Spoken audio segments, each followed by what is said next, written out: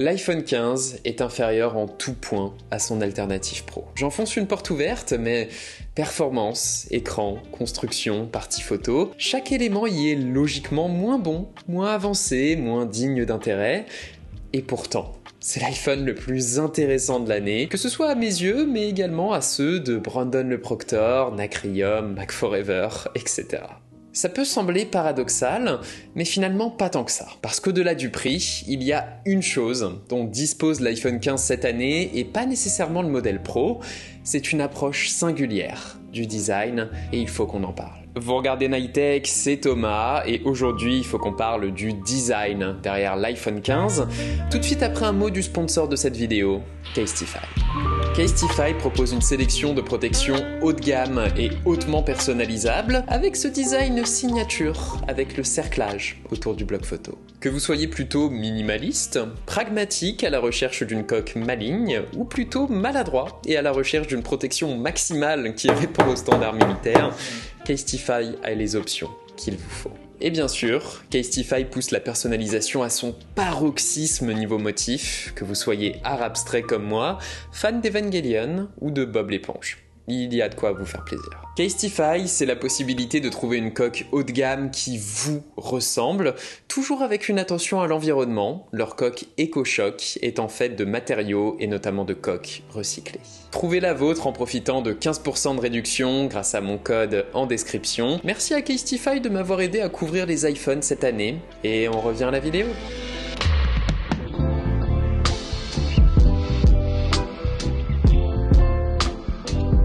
Ça commence à devenir un lieu commun sur cette chaîne, mais non, quand je parle de design, je ne parle pas uniquement de la forme de l'objet. Dans la forme, en prenant en main l'iPhone 15, on remarque une évolution itérative mais sensible du 14. Sur son cadre, on a toujours le même aluminium qui respire la qualité, mais désormais, ses chanfreins sont légèrement courbés pour procurer plus de confort dans la main.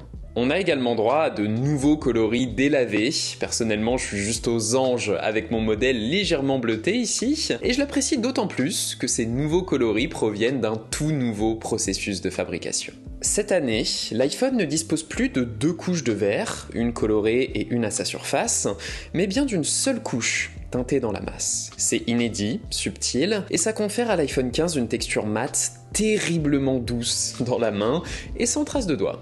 Pas mal. La face avant évolue aussi, et c'est vraiment le bond en avant qu'il fallait à l'iPhone classique. Un écran OLED toujours aussi magnifique, avec de fines bordures légèrement plus présentes que sur les iPhone Pro, encore plus lumineux, mais surtout revêtu de Dynamic Island cette année. La petite pilule interactive d'Apple, introduite l'an dernier, a légèrement évolué cette année. Il faut toujours chercher les applications compatibles, mais on a droit à des choses intéressantes désormais, comme le suivi de sa course Uber, ou encore le déroulé de son rythme circadien via Ultrahuman. Mais le plus utile pour moi, c'est toujours les raccourcis du système proposés directement par Apple. C'est pas révolutionnaire, mais c'est un souffle de modernité qui fait beaucoup de bien à l'iPhone classique, qui a à nouveau l'air d'être de la même génération que le modèle Pro, et c'est important pour un nouveau téléphone de revêtir les atours de son temps. Alors oui, au sens traditionnel du terme, on a droit à une évolution sensible du design de l'iPhone classique cette année, qui devient vraiment plus chaleureux dans la main, personnellement j'aime beaucoup. Mais le design, c'est vraiment pas que ça. Le design, c'est comment un produit est pensé dans sa globalité pour être adapté à un public et répondre à un problème. Sur l'iPhone 15, l'iPhone normal entre guillemets, ça veut dire penser l'iPhone avant tout comme un outil qui va être mis entre les mains de gens qui se fichent de parler mégapixels, résolution, processeur, qui veulent un smartphone qui marche et qui sont plus sensibles au prix qu'à un revêtement en titane. Donc admettons, la contrainte du prix, ou plutôt des bénéfices, qu'Apple entend sauvegarder, est sans doute ce qui explique l'absence d'une technologie comme ProMotion, qui permet non seulement aux écrans des iPhone Pro de bénéficier d'un affichage plus fluide, mais également d'une fonctionnalité Always On. Est-ce que ça m'a manqué dans la pratique ? Oui, définitivement, mais iOS exploite bien les 60 images par seconde de l'iPhone 15. Son absence est regrettable sur un téléphone aussi premium, mais pour le public qu'il cible, c'est un compromis acceptable dans sa démarche de conception. D'ailleurs, d'un point de vue design, j'aurais tendance à dire que l'absence d'un écran Always On est presque plus dommageable que l'affichage de 120 images par seconde, parce que pour un public qui n'a pas forcément une Apple Watch, c'est vraiment une bonne fonctionnalité pour garder un œil sur ses notifications, l'heure, tout ça.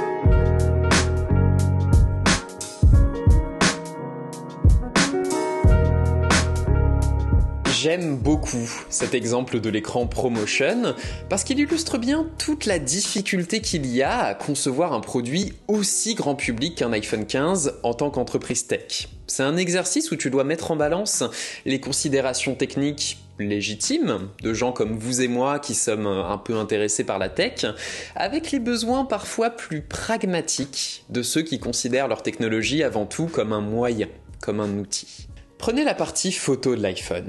C'est un téléphone à 1000 € qui n'embarque que 2 objectifs, un ultra grand angle et un grand angle. Ils sont hyper qualitatifs, hein. J'adore la profondeur qu'on a avec l'objectif principal, mais ça fait peu de polyvalence à ce tarif-là. Encore une fois, c'est dommage, mais c'est un équilibre sensé pour la plupart des utilisateurs, d'autant que le nouveau Zoom x2 presque sans perte est un ajout appréciable cette année. Perso, je suis un grand fan de la focale de 50 mm, donc je suis content. Un autre compromis regrettable mais encore plus sensé, c'est la puce. L'iPhone 15 intègre le processeur des iPhone Pro de l'année précédente, la A16 Bionic. Elle est toujours surpuissante, elle donne à iOS une célérité rare, vous trouverez difficilement mieux, que ce soit pour du jeu, pour du montage vidéo ou photo, peu importe, mais c'est pas la dernière puce en date. Seul le 15 Pro ayant les honneurs de l'A17 Pro, Apple sait faire mieux aujourd'hui. Mais en fait, non. C'est pas qu'Apple sait faire mieux, mais Apple sait faire plus performant. Et c'est tout l'enjeu, ici. Quand tu conçois un produit pour un enthousiaste, pour un fan de tech, ça a du sens d'avoir la dernière puce en date, la plus avancée, quitte à faire les frais de certains défauts de jeunesse. Mais ça, c'est pas le propos de l'iPhone 15, et ce serait pas sage pour son public. L'iPhone 15, c'est pas les meilleures performances, mais c'est des performances à toute épreuve. Et surtout des performances qu'Apple maîtrise. Sur ce 15 standard, j'ai confortablement tenu la journée avec entre 20 et 30% de batterie restante à 22h le soir après m'être levé à 5h30 du matin, le tout pour 3h30, 4h de screen on time. Oh, et puis pour la recharge, vous avez l'USB Type C maintenant. Un câble unique pour recharger tous ces appareils, ça fait plaisir. Même si en USB 2.0, les transferts de données et autres sauvegardes en filaire seront lents, si vous faites ça. Et bien sûr, aucune surchauffe inattendue ici. Parce que certes, la puce A16 n'a rien d'étonnant aujourd'hui, mais quand tu conçois un produit, si tu définis que les besoins de son public cible seront mieux adressés avec la sagesse de ce que tu maîtrises qu'avec les sirènes des avancées technologiques, eh bien c'est le bon choix.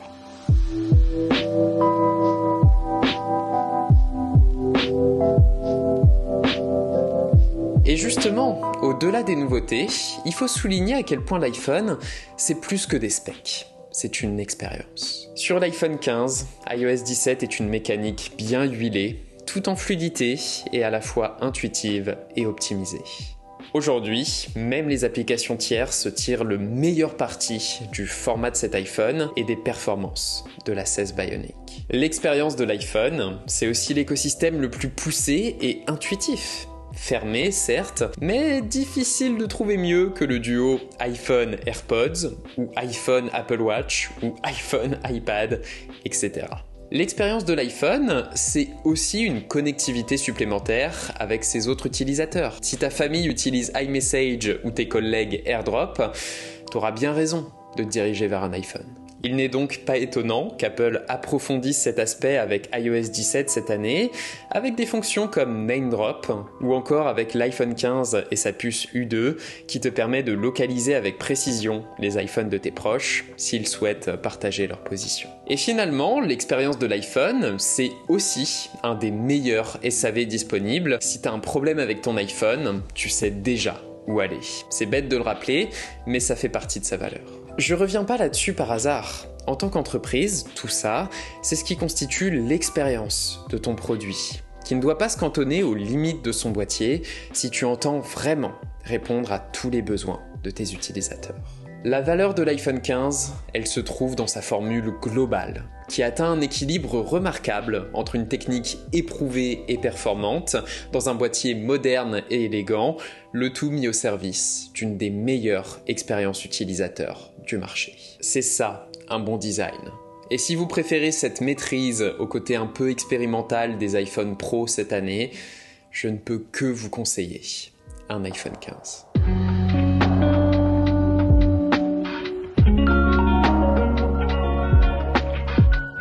Voilà, c'était Nightech, c'était Thomas, j'espère que cette vidéo vous aura plu, qu'elle vous aura éventuellement aidé. Ça m'a fait super plaisir de pouvoir tester également l'iPhone standard cette année, surtout qu'il est très bon pour le coup. Et puis comme d'habitude, si ça vous a plu, vous savez quoi faire. N'hésitez pas à me suivre sur Instagram également.